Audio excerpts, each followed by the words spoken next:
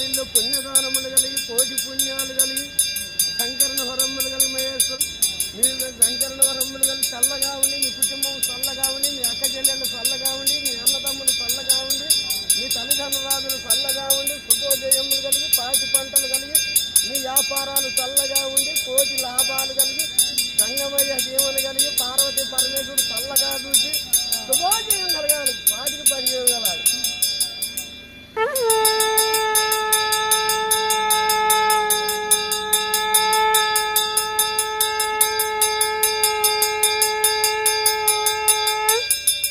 నా పేరు ఎల్లయ్య.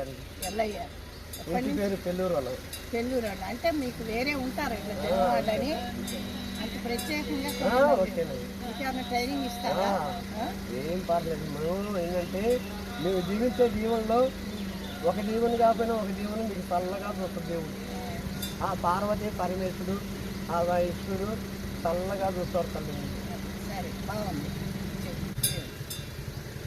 కలకాలం ఏందో చల్లగా ఉండి తల్లి. బిడ్డలు కొడుకులు మనవలు మనవ సంతానం మీ ఎందు చల్లగా ఉండాలి.